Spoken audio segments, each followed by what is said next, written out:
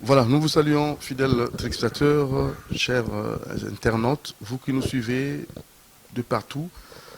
Très content parce que vous serez vraiment nourris, bien servis. Vous serez très bien informés par nos invités. Vous allez connaître le fonctionnement de l'environnement et pourquoi pas aussi tout ce qui concerne la flore, la faune et pourquoi pas aussi les écosystèmes de façon générale, biotope, biotype. Et nous allons ensemble avec nos invités vous parler de l'environnement dans son ensemble. Et aujourd'hui, le GO, dans le tout premier numéro, c'est avec le secrétaire général en charge, en fait, le ministère de l'Environnement et du Développement durable, c'est bel ou bien M. Benjamin Toirambe Bamoninga qu'on va recevoir en ce tout premier numéro et vous serez informés comme il faut. Nous parlerons de tout et surtout, nous allons commencer par cette journée du 5 juin, bien que c'est une journée que nous avons célébrée, mais aujourd'hui nous allons revenir avec la thématique et aussi cet objectif.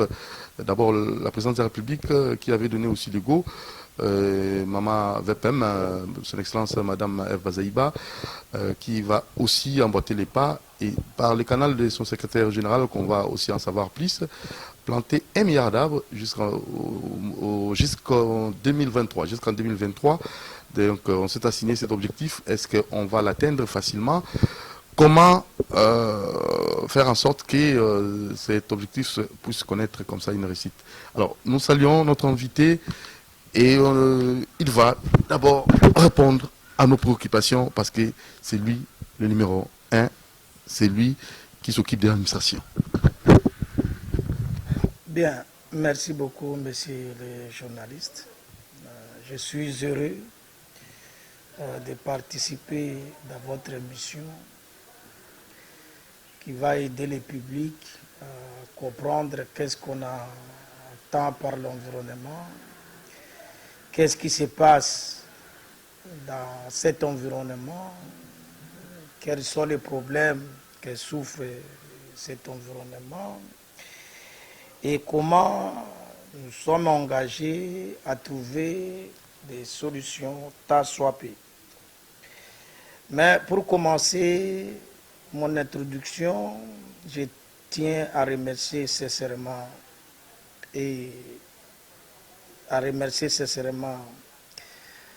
Madame la vice-ministre et ma vice-premier ministre, ministre de l'Environnement et du Développement durable, Maman Eve Bazaïba Massoudi, qui au jour d'aujourd'hui, elle est désignée par ses pairs de l'initiative des bassins du Nil comme présidente de cette initiative pour conduire les cadres qui est dans cette initiative et qui canalise les deux grands lacs, le lac Édouard et le lac Albert.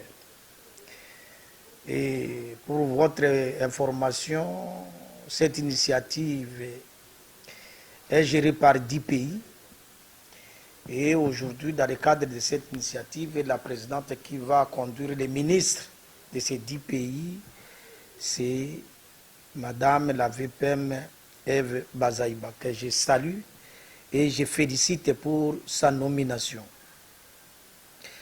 Alors, comme vous venez de me poser la question de la journée internationale de l'environnement que nous avions célébrée il y a quelques jours, ça a été une journée qui, à travers le monde, chacun dans son pays a pu faire une activité pour essayer, que ce soit dans la réflexion, que ce soit dans les actes, pour accomplir les thèmes qui ont été proposés au niveau international, la restauration des écosystèmes. Alors, qu'est-ce qu'on attend par restauration des écosystèmes? Bien, je peux peut-être parler en lingala parce que là, le public va m'écouter et comprendre ce qu'on attend par restauration des écosystèmes. Restauration des écosystèmes est aligné. Restauration des écosystèmes ezali mosala oyo bamikili ya Nations Unies bazwaki teme wana pote environnement ekomi na pokoso, environnement ekomi na ba problème ebele, et surtout problème oyo environnement ezali ko souffrir ezali dégradation des forêts. Bazamba na biso ekomi ezali dégradé mingi. Soko totali tout autour ya ba ville na biso ozali kotambola okomona que bazamba oyo ezalaki na ba 1960 bazamba wana ezali lisusu te ekoma basavane. Tozali awa na Kinshasa soko tokei na Moamba zamba munene ezalaki kuna à côté ya nini ya université ya Kinshasa oyo à l'époque ezalaki université de l'Uranium, mais sikawa zamba wana munene nyonso ekoma bandako, c'est-à-dire tozali lisusu na zamba te.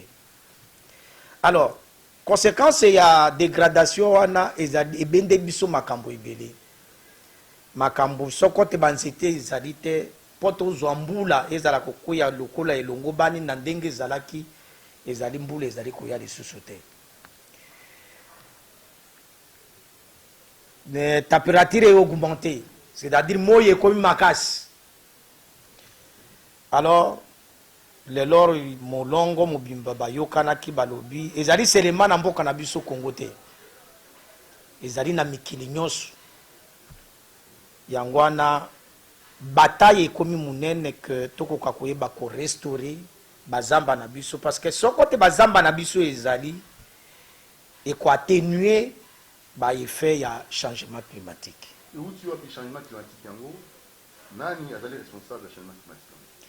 Bien, liboso tozalaki, merci beaucoup monsieur le journaliste, liboso tozalaki kokanisa que et lobami bongo na ba mikanda pe na ba étude ebele lobami que na période oyo pré-industrielle et bandaki epa na ba mboka ya ba mindele ya bapaya ba salaki ba industrie ebele et ba kataki bazamba na bango presque nyonso. Soko lelo tokomi na Europe pe na Amérique okomono sikawa bazamba naturel ezali lisusu te, c'est-à-dire ba utilisaki ba nzete na bango po te bakoka koyeba ko faire fonctionner ba industrie. Et tango bazali ko kata bazamba et bazali ko fonctionner ba industrie ba gaz ebele ezalaki kokende na mopepe, et ba gaz wana lokola ezalaki kokende na mopepe eke kosala kobebisa couche oyo ezali kosala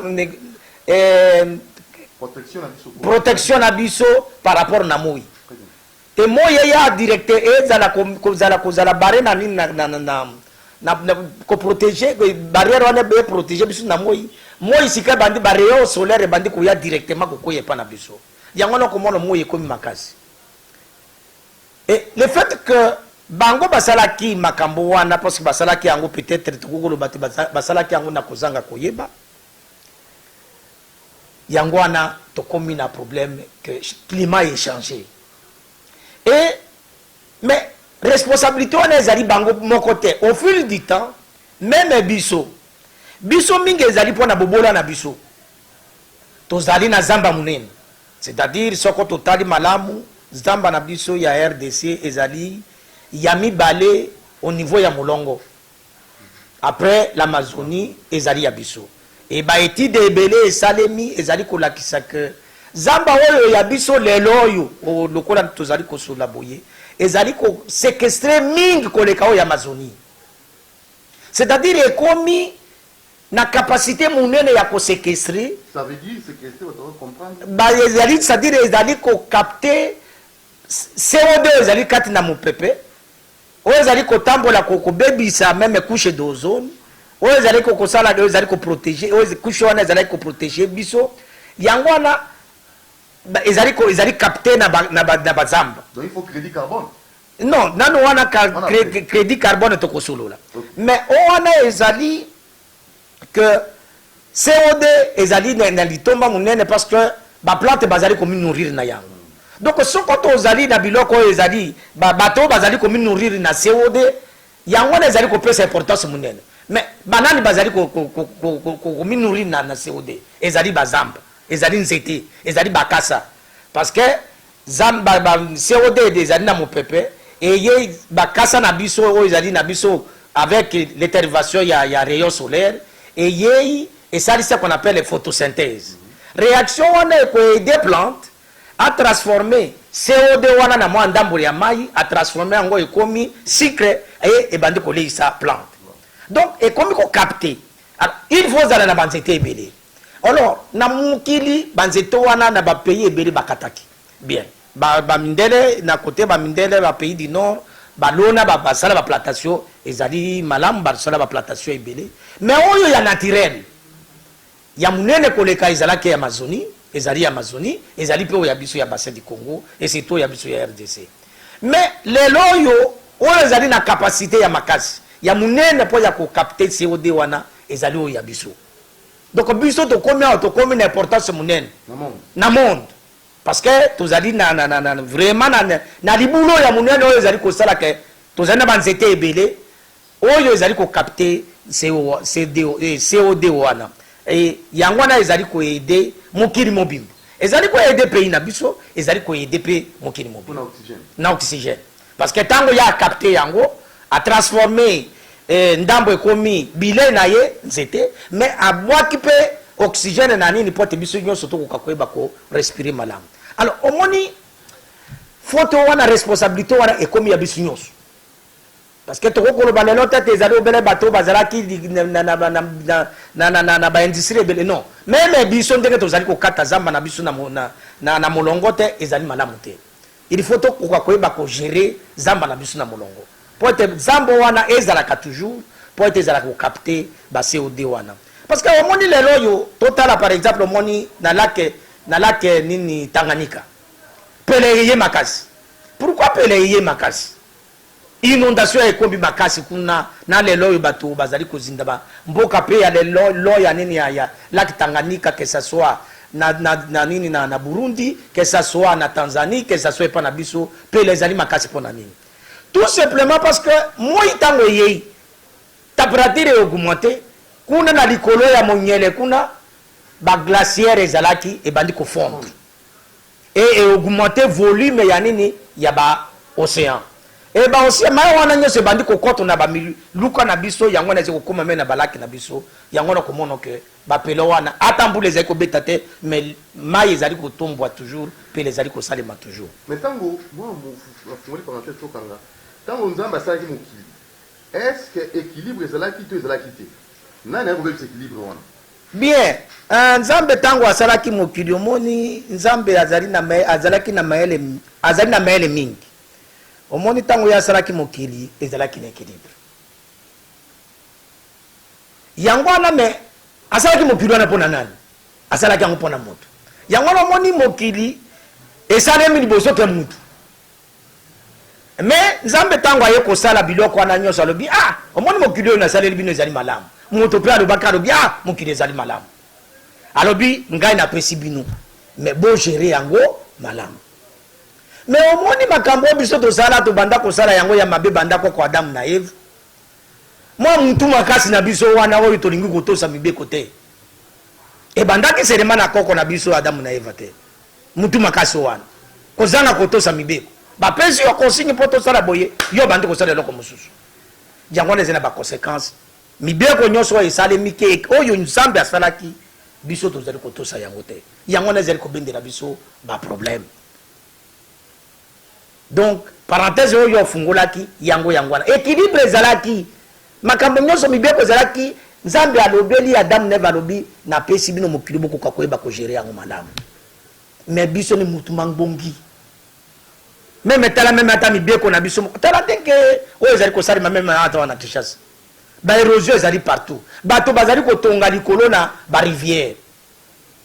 Or bibeko na biso ya mboko yo elobi ke moto atonga likolo la rivière te banzete kokata or balobi soko tokati nzete ifolon Mais est-ce que tu as dit que tu as tout autour de Kinshasa? Tu as même mata bakono zuko to komi ko baba maman bazai ko lambela rango et comme net ko la musapi boy. Donc c'est pour dire que moto azali responsable à tous ces mibé qu'on ensemble de bosote et mibé ko oyo yemo ko pe asali azali ko to sa yango te. Non c'est polier payer et bandango ngaoyo to okena na thématique na objectif oyo bozali nango ya 1 milliard de ndenge moko zamboka banda. Bien. Ce n'est pas le moment. Politique ya payer pollueur payeur ezali politique moko esali maki que oyo a BBC il faut afuta. Politique on ezali bongo. Ezali politique moko malamu parce que bandeko na biso ndenge ba bebisaki mokili esengeli bango bafuta. Yango na même tango tokendeki na Paris na 2015 to yokanaki que bino le fait que bo bebisa ebele en tout cas il faut bofuta parce que biso to mi développer le ko la binoté. En tout cas il faut chaque mboula bozala ko tia musolo ebele. Et d'ailleurs, même chiffre et bimaki, oyo lubama maki, tango tozalaki na makito wana, et lubamaki ezalaki 100 milliards par an. Pour te bako kakoyeba ko aider ba pays oyo ba économie na bango ezali faible net lokolo ya biso. Parce que bango ba bebisi mokili. Alors biso dete to bebisi oyo ya biso ndenge bango ba bebisaki. Donc il faut biso to kakoyeba ko gérer ba zamba na biso malamu. Donc il faut bango ba pesa mosolo. Biso na mosolo wana tokoka koyeba kotongela bana na classe bandako tokoka koyeba ko sala banzela tokoka koyeba ko sala pe développement na biso et surtout biso lokola tozali na zamba monene mais ndeko nanga nana zali ko pesa ta makuto wana mosolo wana oyo biso nyoso toyokanaki biso nyoso to midimemaki ke non il faut to salisa bato oyo bazana bazamba pe bazali babola. Pourquoi biso to ko zala na zamba na biso to ko koyeba ko salela yango na to salela yango netu ko la bango basalela ki yango te? Parce que biso to zali ko sala non le non dengo bango basala ki ezala ki malamu te yango na bender biso ba problème ebele bango bazali ko souffrir biso pe to zali ko souffrir. Donc biso to lingi to komana ne mais to sengi bango pote lokola biso nyoso to zali na mokili moko tozali na mibale te mokili moko tozali na yango ya mabele na biso yango moko tozali na yango toyeba kosalisana lokola bango bazali na makoki ebele.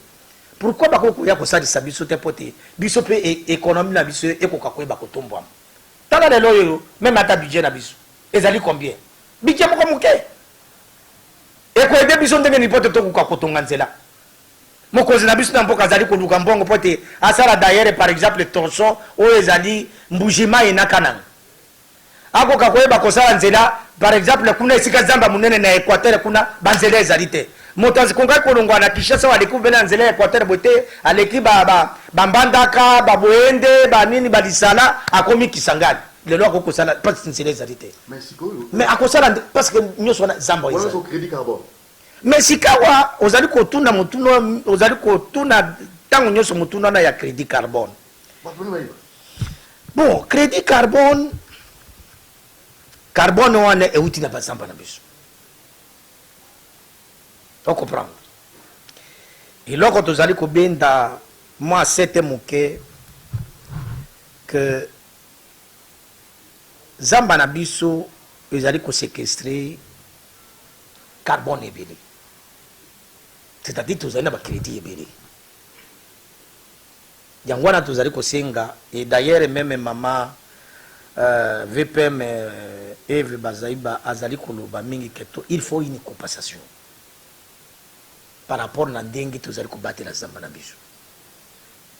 Pourquoi? Parce que zamba na biso comme na motu ya munene. Et ce que toyebi ko évaluer yango ezali na batonne ebele o ezali ko séquestrer carbone. Et lisusu toye ko zwa kana même na kati na zamba na biso wana ozali ko kuta ba tourbière Encore plus important. et tourbière oyo katito yo biso RDC tozali na yango et l'équipe production même il y a 5 ans il y a États-Unis. Vous comprenez? Donc au moins de production ezali ko compenser 5 ans il y a production il y a États-Unis. yango wana okomono bakonzi na mboka na biso bazali kobeta seta makasi wana neti lokola maman bazali ba. Pourquoi? Parce que il faut une compensation. Zambo wana na tourbière wana ezalaki wana bongo ekoma na parce que imaginez-vous que biso to sala liboma to lo batolbi ezali zamba na biso to katango lokola tolingi baturbiro na to kende ko sala même hata na mabongo wana to ko koyeba ko sala ba bilanga pe lokola biso tolingi parce que ba shina pe baze ko sala bilanga na ba mabongo wana. Il n'y a pas de sanctions. Ah mais ce qu'on te dit c'est parce que tu sais pas tous en plein bon. On comprend. Ce qu'on te dit c'est ça on a muni. Oh non que ça non. On muni là quand tu sais koyoka na wana te. Bato ebere bazali ko lobono mbongo ba partenaire bazali ko non mbongo wango ezali wapi. Mbongo wana ezali na kesi wapi. Bateka ngona kesi nini. Parce que il faut que les Congolais koyeba miso. Non, et c'est que côté, il faut to fungola miso. C'est-à-dire ngana zanile loko na ngai, zamba na ngai. Zamba na ngai. Mai na ngai biloko nyoso na zai ngai. Mais moto mosusu azali ko ya ko gérer yango na ndenge na ye. Akoya na mbongo, alobo na yeli mbongo bino na yeli bino mbongo ya RDC na yeli bino 100 millions de dollars. Mais na 100 millions de dollars wana mais tiango na kesi biso to kokakweba kosalela yango ono biso moko to kosala boye biso moko to parce que bino bozandi ya gouvernance ya mabe mais nana yebisa bino ke bino bozandi ya gouvernance ya malamu 60 ans après l'indépendance 60 ans après l'indépendance nana yebisa bino ke bino bozandi ya gouvernance ya malamu donc il faut conscience na biso e kokakweba ko. Alors ça c'est quoi la conscience sur le plan environnemental peut faire quoi même dans la gestion na biso. Mais oui, conscience na gestion na biso papa. Ngai nazala kolobela bande ko nyonso ba balinga ko yokanga. Omoni nete lokola tozali sika na tango ya pasio to mokile yeri biso ya corona yo. Ezali kotinda biso nyonso ete to kokakweba kozala sika moko. To lendi sana. Mais lelo yo pasi lokola komi mokili mobimba. Bato nyonso bazali kolendi sana to. Bazali kolendi sana no. Oyo alobi no nga na zwi vaccin yo boye bazangi mbongo di bo kamata ndambo ya vaccin bo pesa bango pote bakoka koyeba kobika. Pourquoi? Parce que pote baboyi ke bato bakufa yebele. Donc au niveau international bazali koyoka na balobi non soko to tiki ba africain boye par exemple bazana na nini na ba vaccin te paso wana ko banda ko tourner biso nyonso to kozala malade. Bazali ko boya ko luka vaccin ya nini ya malaria. Mais tango bango bayaka babela ka malaria. Vous comprenez? Oh non, j'ai la malaria. Mais on a la malaria pourquoi vous avez ça l'effort pour te besoin vaccin te boya ko malaria ko kakoiba ko kimabatu. Et voilà la même chose parce que oh non, ils allaient en Afrique, ils allaient problème à casser, bazali ko luka vaccin te. Mais tango sikawa corona yei, batenyo so non et bandi ko ne pas na bango. Ah non, il faut tout ça le vaccin. Oh non, batenyo so pas le vaccin. Mais sida, ils allaient na poto. Pourquoi bazali koluka vaccin nango te? Malaria tango bayaka po bayaka pe yawa bayaka vanda pe yawa. Babelaka malaria te, babelaka malaria. Donc il faut na bisik na biloko nyonso tozala na unité. Alors, na niveau wana o tozali ko ba gouvernance. Oui, tozali na problème ya gouvernance na mboka na biso. Et yebani. C'est-à-dire ezali moi virus na biso. Mais biso tozali malade. Mais les lois oya ko sali sanga pote na bika na bima na virus wana na bika. Yo ngino kanga shelo oti anga kuna mais yo moko banda ko ya ko lia kama titi na ngaya wa ya uza. Mais non. Donc ça les loko moko te. Yango na tozali ko tourner en rond. Bakoya batona bango kuna bayokani ba lokoti ba mama makoki ya mbongo ba lobimbo kenda ko sali sa bango ba africain kuna. Bango ekomi ba yeni mbongo wana ekomi nini ekomi na ba poche na bango. Ba salaire ya minene ezali ya bango. Kende ko tala ba projet bango ba sala. Na zamba na biso yo. Tala les résultats ezali wapi. Est-ce que la population autochtone bisika ba zamba ezali ba ko vivre malam? Mais papa, peuple autochtone c'est les peuples qui souffrent plus parce que bango batu ba bomba kazamba. Mais les lois, comme ce que tu as dit, c'est la bonne, c'est la terre. Peuple autochtone, les animaux, ils souffrir de colère. Et puis, c'est quand même un watang, on a zani na bande kunanga wana. Et na linga kabangu mingi. Hein? On a tout kende ko sali sa peuple autochtone. Papa, kende na nzela biko. Tala ndenge bande kuna biso wana bazali ko vivre. Bazali ba vendre pembe na tourbière. Vous comprenez? Mais tala ndenge bango bazali ko vivre. Biso tozali ngayo na lata molinda nga tango na bandi école primaire na lata molinda. Est-ce que le long na lata molinda? C'est tout simplement parce que na tangi classe. Na yé na tangi classe na bandi ko tangi classe et na komi ndenge isikanga na zali. Il faut to le long esengli to sali sane bande ko na biso na ba pigme ba peuple autochtone ba ko koma ndenge biso tozali. Alors cette information, est-ce qu'il n'y a pas ignorance écologique? Est-ce que mon toit dans le kita pembe naïe a eu valeur en kita, a eu une environnement et tambolaka, il faut sensibilisation et vulgarisation. Non, il faut qu'on sensibilise nos bateaux, na biso moko ya mboka oyo ya Congo bazwa conscience na richesse na bango, na potentiel na bango. Oh non, tozali potentiellement riche. Mais d'abord il faut richesse wana tozali ko sali lango nini. Vous comprenez? Tala bobele kende na balabala wa ndengo kuze komona ndenge bato bazaki ba mandia basadi mbuko kwa pe mbona ba mandia ndengo yo na zamba munene tozana yao Voilà zamba pamba zamba kaka pamba papa nano na lubima dika mona maite. Vous comprenez? Mais pourquoi to ko kozana ba mandia ebele bato ba vendre ba condition mabe? Papa, je peux vous dire une chose. Au moni eloko pesa kaka dans moni par exemple na zonga nano dikamo ya bande kona biso ba peuples autochtones. Omoni ezali bato moko tozali ko kamata bango net lokola et comment net lokola nini moko ya commerce, fonds de commerce. Fonds de commerce. Non, il faut tout ça ba peuples autochtones kende ko tala ndenge bango basi ko vivre. On a besoin tozali ko protéger bango nani. Imaginez-vous bon moko. Non, okoyebisa peuple autochtone yali ya kabonobo oyebisi olobino ko bomarisu bonobo te parce que zali ndeko na yo. Oui, tondi me biso nyoso to sepeli même ngai lelo yo ata soso ya pamba pote na boma yango na komi parce que na zali na soso soko te na lingi na boma yango ezali ko pesa nga pasi mingi. Na zali na mbwa ezali na ndako na ngai na zali ko mona ngube net belu kola mona na nga. Mais na zali ko pesa valeur. Vous comprenez?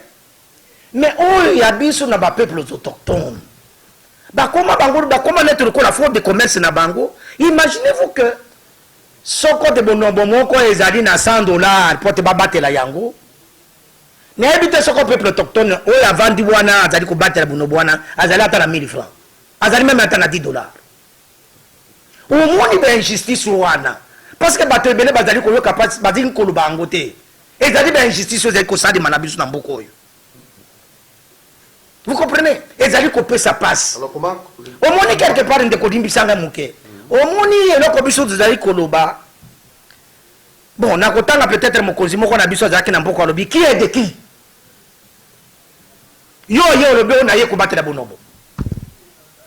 Mais population est vendue on a banda ko vanda na bonobo oyo yaye ko battre na. 61 après l'indépendance. Na faut ça faut tout à la carte l'indépendance. Mais oui. Tout ça là bana tout voyez ba ko battre na bonobo.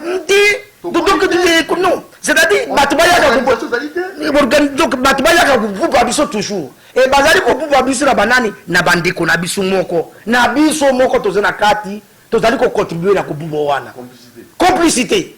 Tozali ba complice na situation yo biso tozali ko vivre na mboko. Misère ya mboko yo tozali complice. Même l'environnement. Na environnement na biso papa lokola ngana zali ko yebisa yo boy. Parce que imaginez-vous ngana ko yana koloba nazwa $200 millions pour tenir koka koyeba kosala mosala na environnement. Mais 200 millions wana na kotia yango wapi? Ezali wapi? Oyo bazali 200 millions ezali nini? Oui, ezali bongo. Parce que bato balukaki yango ezali mbongo. Mais ezali mosala nini? Impact nini oyo esalemi ezali nini? Il faut tomber tout na yango. Donc, et c'est ngeli te tango nyoso bazala batubaya ko pakela kabisu bafuta na munoko. Yo tambolo sali makambo no bote to pako yo pako mafuta batu na yaki oliaki ni et demain si du sous la zone de papa pesanga oyo li susu mwanda mo alonso mukopesi ne bakini ngano non il faut quand même to fungula miso pour kita na biso na kita na biso hein tozali ko boya tate bande kubaya epa na biso non to lingi bande kubaya parce que mon kiri komi mboka moko.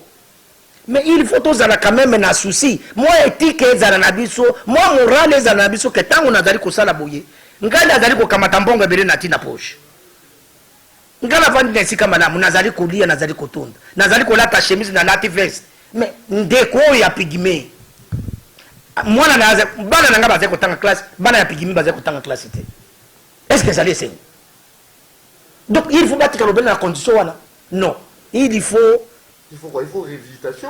Non, il faut sensibiliser d'abord biso moko ba congolais et surtout ba konzina biso ba fungola miso.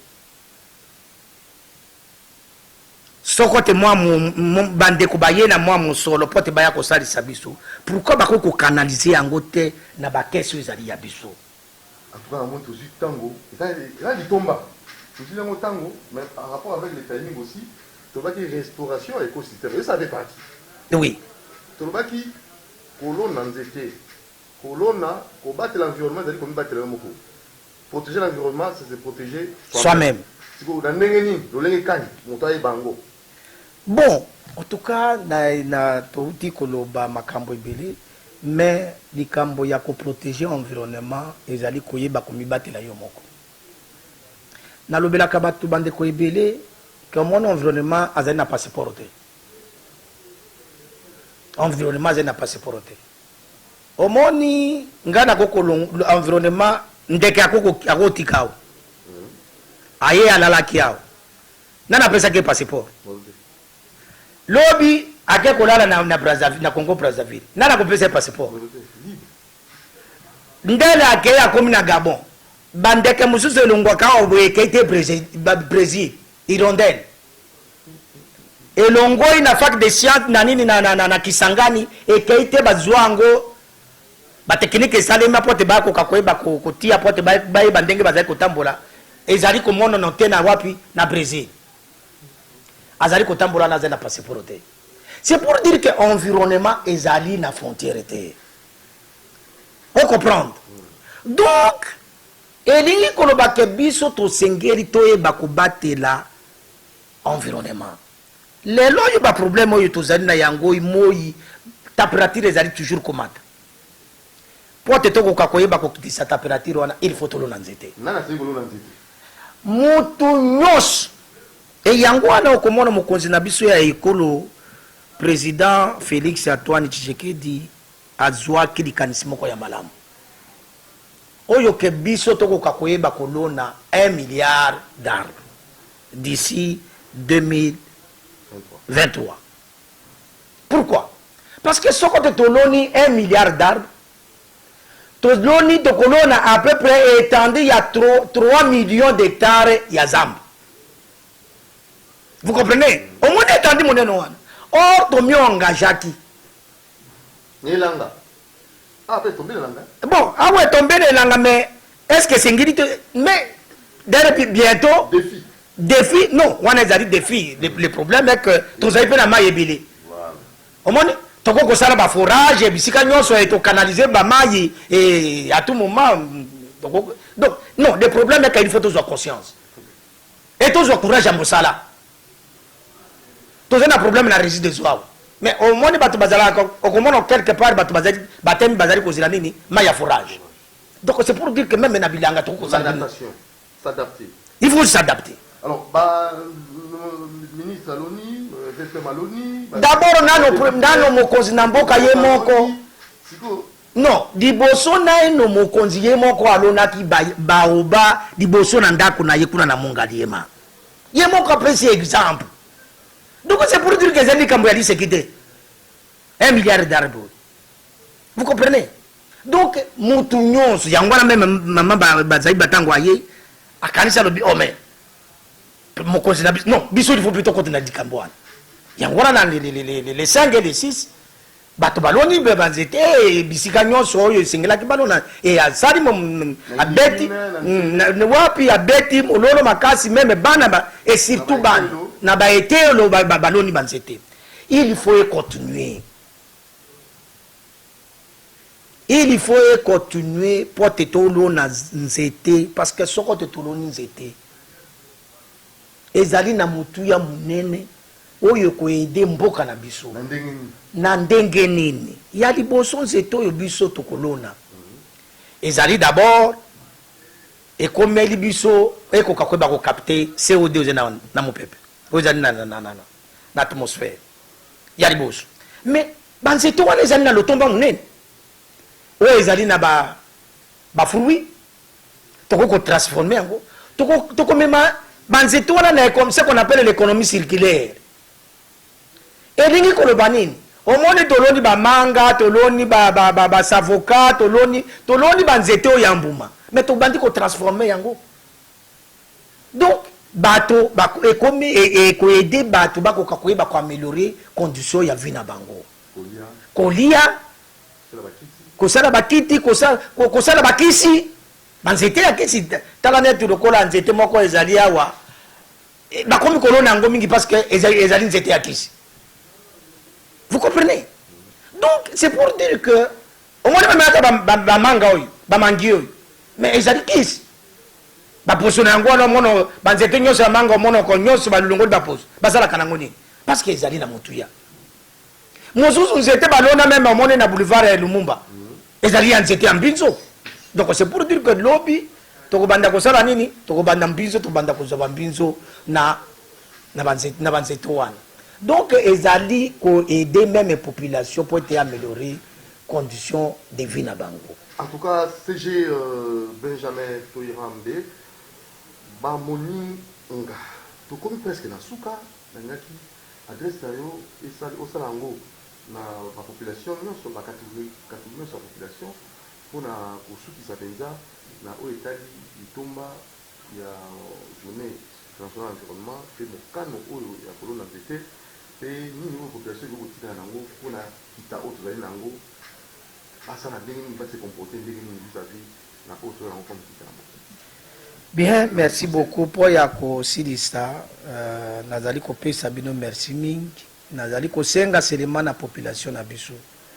Et tant qu'on a dit que la population na biso ezala mwana moke ezala mokolo ezala administratif ezala politique boy bazali ko sala politique biso nyonso toko ka koyeba ko sala effort po ya ko batela environnement na biso koyeba ko batela zamba na biso koyeba ko soutenir le gouvernement na biso oyo mwana mboka Félix Antoine Tshisekedi azali ko tambusa et surtout na eloko oyo initiative ya pesi ya kolona banzete soko ne mutu na moto ezala oyo ya église ba église tozala ba église ebele soko mondimi na mondimi moko aloni nzete soko mwana moko ya classe aloni nzete ezala élève ezala étudiant. En tout cas, tout ça là, litumba moko munene pour ya kobatela ekolo na biso pe mokili na biso. Parce que biso nyonso to sengeli to vivre et to vivre longtemps. Alors, eloko eleki motuya ko le environnement ezalité. Toko ko zombongo ebele. Toko ko zwa makambo nyonso ebele, mais soko ta environnement ezali malamu te. Tala environnement, corona, ezana kati na environnement non. Tala ndenge ni a bouleverser même l'économie. C'est la biodiversité corona one. Adari na groupe ya biodiversité na kati na environnement. Mais tala ndenge a déranger makanisi na bato. Donc c'est pour dire que il faut toyeba ko batela environnement na biso. Ya wana nazali ko senga biso que biso nyons ensemble tozala ini ezali likambo ya moto moko te. Ezala même ba ya boyo ba yei na mbokoyo. RDC ezali mboka moko ezali ko yamba bato nyons. Et loko tozali ko sanga même na ba ya na biso bande ko na biso bazali ko ya ko bazala na motema oyo ya bomoto. Donc il faut bazala na morale que eloko bango bazali ko ya ko sali sabiso ba lobi te baye ko sali sabiso ba sali sabiso na motema ya mobimba. Tozali contre bango te parce que environnement ezali kosangisa bato nyonso mais tolingi ete bato soko bayei bakoka koyeba kotala balobi mais non il faut tosala eloko moko pour la génération présente et future. Pour la génération ya sikasika wa parce que biso nyonso toza na kati na génération yo pe pona bana na biso pe pona bana na biso bakoko na bakokolele na biso tokoka koyeba ko préparer bango et kozala litomba monene. Merci infiniment, merci CG Benjamin Toirambe Bamoninga na numéro Oya Liboso émission Oyo Pesigo en tant que patron d'administration et toi le qui était bato balani na bokebi monter na montage par naé pour environnement biso qui na penza Liboso prochainement tokoya lisusu pour la question ils a dit toujours lié à l'environnement na bandi porte aux arabes au fond et te féliciter en passant maman Eve Bazaïba VPM environnement et développement durable pour la désignation comme présidente du comité des ministres des lacs équatoriaux du Nil en sigle NELCOM tu vois qui était tout sur la makambango la mai tout sur la pour te ba biso RDC to toni na kita bisika binso et de façon vraiment extraordinaire mais la paupérisation de la population complique un peu et ça trouble tout le monde. Il faut une prise de conscience de façon générale. Merci, à la prochaine. Doudou Montir vous aime beaucoup et toute l'équipe. Merci, ciao.